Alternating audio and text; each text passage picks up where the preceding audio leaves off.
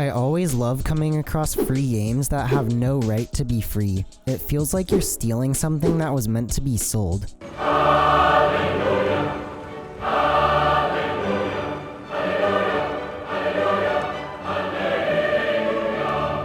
I found the top 7 best free games on Steam to give you something to do for free during the Inside Ages where you can't leave home and your only comfort is video games. The fuck you say to me, you little shit? Well, and other stuff, but you're my target audience, so video games. I tried to pick a mix of games that would appeal to different kinds of people. Filthy casuals. Everyone already knows about the popular free-to-play games like War Thunder and Team Fortress 2, so I dug around Steam a little more to see what I could find and came up with a good variety of games. So let's get into it and see if I can recommend you some games you didn't know about. Starting off with an underrated game that was actually made by Valve, Alien Swarm is a top-down tactical shooter focused on character classes, specialized gear, and weapons that pertain to your character's class type.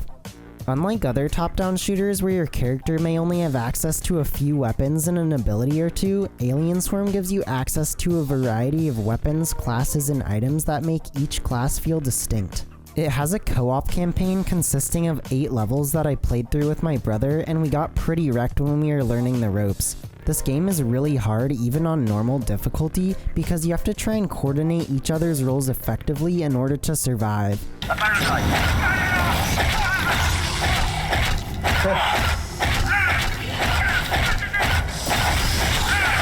Oh, another one got you. Oh my god, there are like 4. It'll often overwhelm you with aliens if you're not careful and don't plan ahead. You have to consider things like welding doors shut so aliens can't flank you or get in, and maintaining your ammo, which means reloading at the right time. In most games, when you reload, you keep all the ammo that was in your clip, but in Alien Swarm, you lose that ammo. So you have to balance when to reload as well as when it's safe to reload so that you can conserve ammo but still not get overrun by aliens. And that is just one of the many elements you have to think about. Every time you either die on a mission or complete a mission, you gain XP, which helps you level up. As you level up, you gain access to new weapons and gear that help you in future levels and also helps keep gameplay fresh. A lot of the enjoyment comes from finding the right loadout for the level you're in to be as effective as possible. The enemy design throughout the 8 levels is really varied too, with enemies that shoot from afar, enemies that run at you, and these big monsters with the sack that explodes, for example. The game is full of tense moments. On the last level it was super intense because my brother ran out of ammo and was trying to heal me with his healing gun as I was spraying down aliens with my flamethrower just trying to hold out before the ship came to save us. 1 second.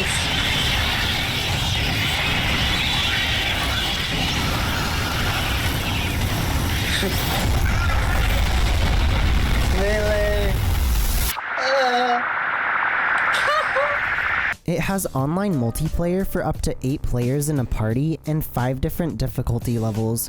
It's definitely a game that would be fun with more people, but even with just me and my brother I had a good time. There's a sequel as well called Alien Swarm Reactive Drop that I'm looking forward to trying out. Next up, we have Friendly Fire. This game is really short and can be beaten in around 30 minutes. The gameplay is split between a 2D platformer and talking to the various NPCs. The story is that you have to help a fire grow that you meet at the start of the game, and you go on a series of fetch quests talking to all the different NPCs who give you power-ups. It's like a mini Metroidvania, since you can only access certain areas of the game once you get a specific ability. My favorite abilities were the flying ability that gives you endless jumps, and the dance ability since it makes you play a mini rhythm game every time you use it. It's a pretty simple game, but the characters are all charming and well written, and if you're in the mood for a short, lighthearted adventure, then I recommend Friendly Fire. Our next game is There Is No Game. Yes, it's actually called There Is No Game. This non-game has you being led through logic puzzles similar to the Impossible Quiz. The game only takes about 15 minutes to beat, considering it was made for a game jam, but it's charming all the way through. The game is obviously very self-aware with the narrator making comments directly towards the player at all times. Perhaps you don't speak English, and you've just randomly been clicking everywhere since the beginning.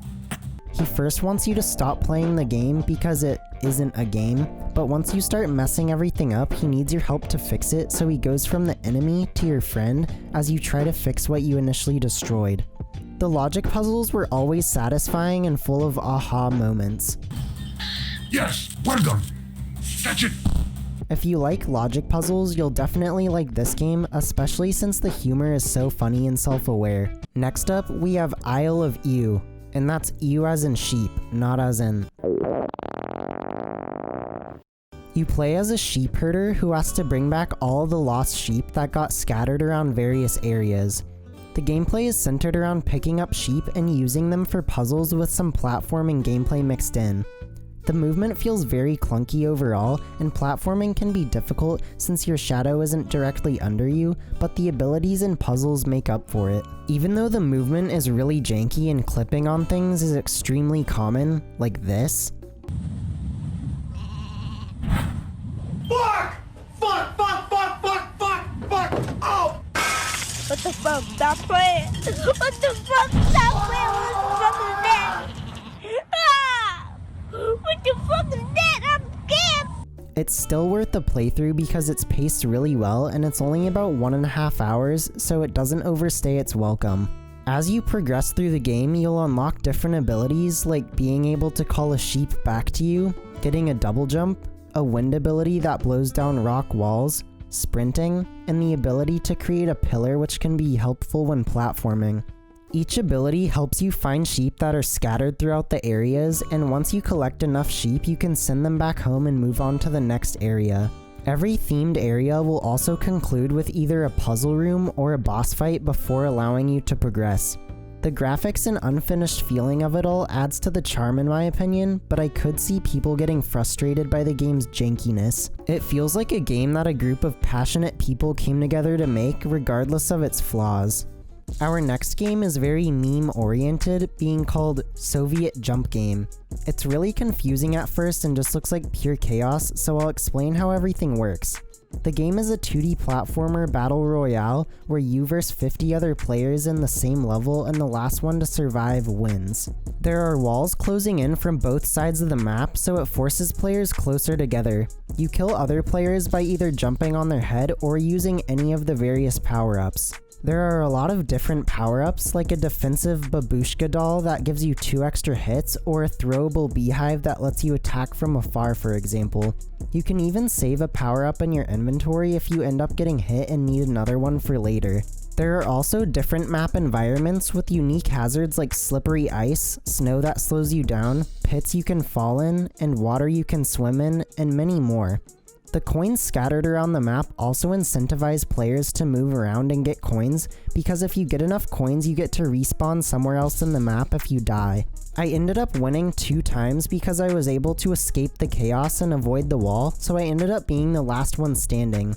It's a big rush when you're one of the few people remaining and everyone is frantically spamming their abilities and jumping around just trying not to die.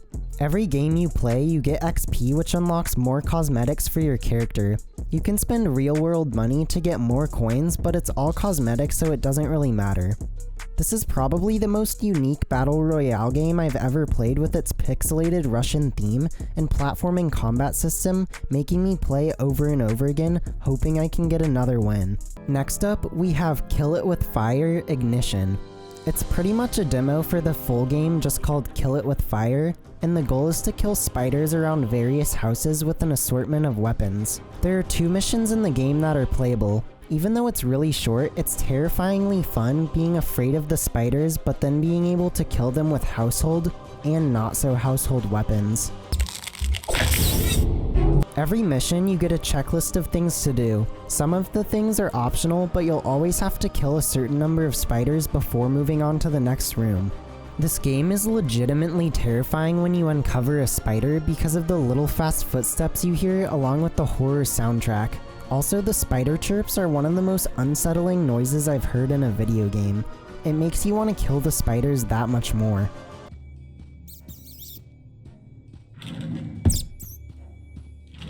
Holy Jesus. What is that? What the fuck is that?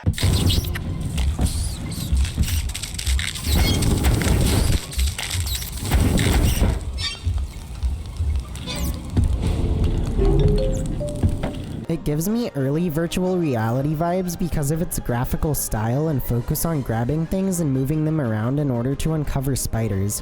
If you've always wanted to try VR but don't have it, I'd say this is the closest thing to VR that isn't VR that I've ever played. Our last game is a pixelated 2D platformer with procedurally generated maps. Based on that description, it sounds like half the indie games that are coming out right now, but what sets Hypno apart is that the game is focused on movement and just casually moving through levels without any way to die. There are several movement abilities at your disposal, like jumping, wall jumps, and dashes. Along with your abilities, you can also find power-ups scattered around levels that you get based on your level. Most of the abilities affect your movement, like allowing you to jump higher or even fall slower, but there are also ones that do things more passively, like collecting the little gold XP from any distance away. The goal of the game is to explore the area you're currently in and find a door that teleports you to the next area. Once you get through all 11 doors, you reach the end. Everything about this game just works so well when you put it all together, with the beautiful 8-bit style graphics, bloom lighting effects, calming music, and the movement mechanics. It all just put me into a flow state all the way through my entire run.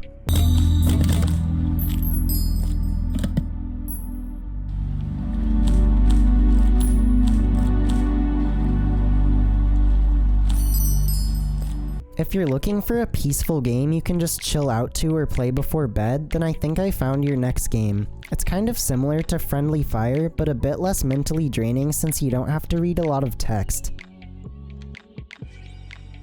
Those were 7 of the best free-to-play games you didn't know about. Hopefully at least one of those looks like something you'll check out. Let me know some of the best free-to-play games you've discovered, and I might have to make another video on this topic if I can get enough games. I also recently made a TikTok where I post short clips from my videos, and I'm also doing a challenge on there where I get 1 egg thrown at me every day until I reach 100 subscribers. The link for my TikTok will be in the description. Thanks for watching, and if you liked the video, be sure to like and subscribe so you can see more videos like this in the future.